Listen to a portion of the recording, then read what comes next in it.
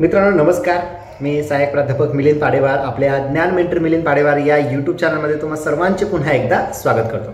मित्रांनो व्हिडिओ फार महत्त्वाचा आहे कारण व्हिडिओ आहे स्वामी रामानंद तीर्थ मराठवाडा विद्यापीठाच्या पीएचडी एंट्रन्स टेस्ट 2024 संदर्भातला। हो मित्रांनो, विद्यापीठाने एक परिपत्रक दिनांक 17 डिसेंबर 2024 रोजी पब्लिश केलं आणि या सर्क्युलरनुसार या परिपत्रकानुसार तुमच्या ज्या पेट परीक्षा आहेत या पेट परीक्षेचं आयोजन विद्यापीठाने केलेलं आहे।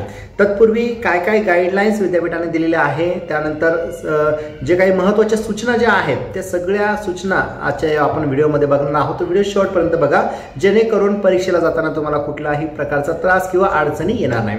आता बघा मित्रांनो, ॲप्लिकेशन जे होते हे आपण 1 ऑगस्ट 2024 ते 22 ऑगस्ट 2024 पर्यंत भरले होते।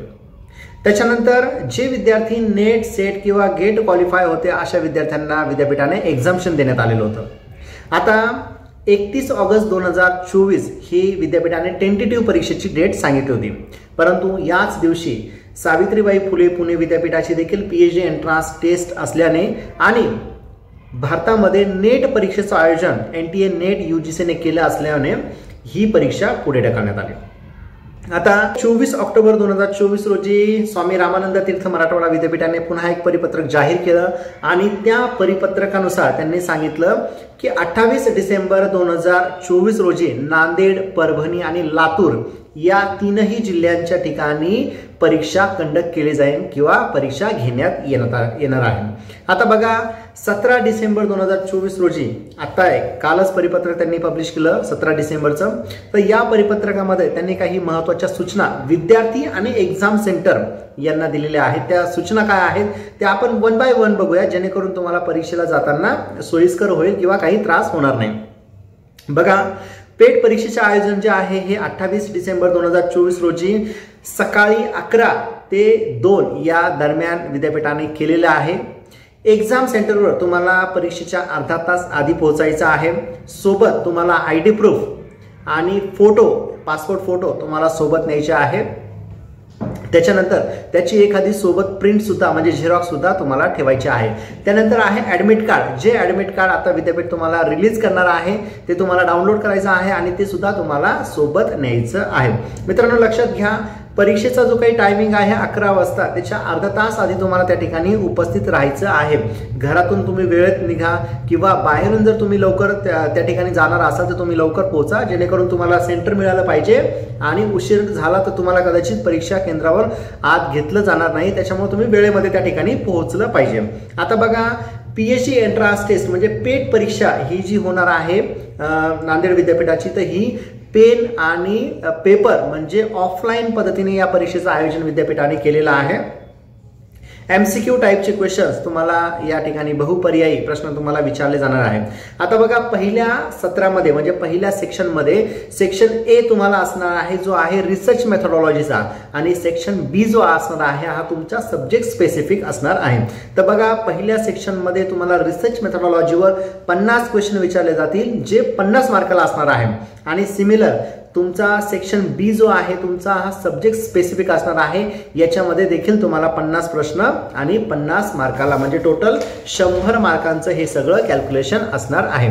आता बघा, सकाळी 11 ते 12:30 या दरम्यान तुमचा पेपर 1 होणार आहे आणि 12:30 ते 2 या दरम्यान तुमचा पेपर 2 होणार आहे। आता बघा, एमसीक्यू टाईपचे क्वेश्चन्स तुम्हाला विचारले जाणार आहे ज्याच्यामध्ये 4 ऑप्शन्स तुम्हाला दिले जातील।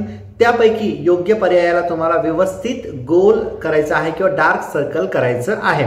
याच्यासाठी तुम्ही काळा किंवा निळा पेन म्हणजे बॉल पेन वापरू शकणार आहात। याच्यामध्ये बघा, निगेटिव्ह मार्किंग सिस्टीम कुठेही नाहीये, त्याच्यामुळे हा एक दिलासा विद्यार्थ्यांना बघायला मिळणार आहे। मित्रांनो, ओएमआर शीट जी आहे ही कार्बन कॉपी सोबत तुम्हाला दिली जाणार आहे।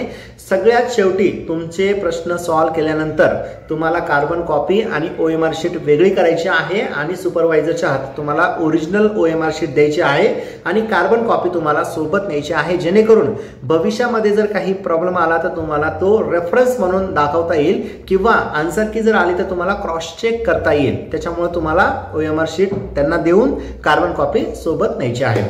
आता बघा, उत्तरपत्रिका म्हणजे OMR शीटवर तुम्हाला सीट नंबर प्रिंट करून दिलेला आहे, तुम्हाला हाताने लिहायची गरज नाही. त्यानुसार आपला सीट नंबर बरोबर आहे का, आपला सब्जेक्ट बरोबर आहे का, हे सगळं चेक करून तुम्हाला काय करायचं आहे, ॲडमिट कार्डवर तो नंबर लिहायचा आहे, म्हणजे सीट नंबर लिहायचा आहे. आता बघा, विद्यार्थी म्हणजे पहिल्या पेपरमध्ये विद्यार्थ्यांना ABCD अशा 4 टाईपचे प्रश्नसंच म्हणजे क्वेश्चन पेपरचे सेट मिळणार आहे. विद्यार्थ्यांनी आपल्या क्वेश्चन पेपरचा सेट व्यवस्थित बघायचा आहे आणि त्या ठिकाणी व्यवस्थित त्याला डार्क सर्कल करायचं आहे.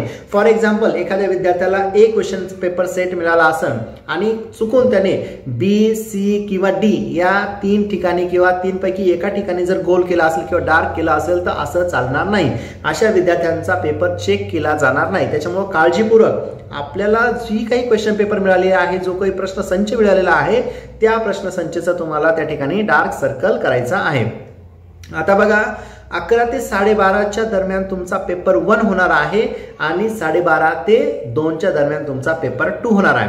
आता याच्यामध्ये तुम्हाला महत्त्वाची गोष्ट अशी आहे की तुम्हाला OMR शीट जी आहे ती एकच असणार आहे, ज्याच्यामध्ये सेक्शन A 50 क्वेश्चन आणि सेक्शन B हे 50 क्वेश्चन असे दोन्ही प्रश्नपत्रिकेचे उत्तर किंवा तुम्हाला डार्क सर्कल एकाच OMR शीट मध्ये करायचं आहे. त्याच्यामुळं पेपर 1 जो आहे तो 11 ते 12:30 पर्यंत चालेल आणि 12:30ला तुम्हाला लगेच दुसरी क्वेश्चन पेपर देण्यात येईल, जे तुमचा सब्जेक्ट स्पेसिफिक असणार आहे. तर मित्रांनो, अशा पद्धतीने विद्यापीठाने तुम्हाला गाईडलाईन्स दिलेल्या आहेत. त्याच्यानंतर एक लिस्ट सुद्धा विद्यापीठाने पब्लिश केलेली आहे. आपल्या व्हॉट्सअपच्या ग्रुपमध्ये मी ती शेअर करेल. त्याच्यानंतर आपल्या यूट्यूब चॅनलच्या डिस्क्रिप्शनमध्ये सुद्धा मी तुम्हाला ती लिंक पाठवेल, ज्याच्यामध्ये सब्जेक्टनुसार तुम्हाला एक्झाम सेंटर दिलेलं आहे. मग नांदेड, लातूर आणि परभणी या 3ही जिल्ह्यांच्या ठिकाणी कुठला सब्जेक्ट कुठल्या ठिकाणी होणार आहे किंवा कुठली पेट परीक्षा कुठल्या सेंटरवर होणार आहे, कुठल्या विषयांची कुठल्या सेंटरवर परीक्षा होणार आहे, तर हे सगळे गाईडलाईन जे आहे तुम्हाला विद्यापीठाने दिलेले आहे. तर ती लिस्ट सुद्धा मी पब्लिश करतो किंवा ती आपल्या यूट्यूब चॅनलमध्ये डिस्क्रिप्शनमध्ये तुम्हाला त्याची लिंक देतो. तर मित्रांनो, ह्या सगळ्या गाईडलाईन्स आहेत. या गाईडलाईन्स तुम्ही व्यवस्थित फॉलो करा आणि त्या पद्धतीने परीक्षेचा अभ्यास करून तुम्हाला या परीक्षेला सामोरं जायचं आहे. ॲडमिट कार्ड जे आहे तेही लवकरच येईल. कदाचित ते तुमच्या लॉग इनला किंवा तुमच्या ईमेलवर येऊ शकणार आहे. तर मित्रांनो, व्हिडिओ आवडल्यास नक्की लाईक, शेअर आणि चॅनल सबस्क्राईब करायला विसरू नका. धन्यवाद.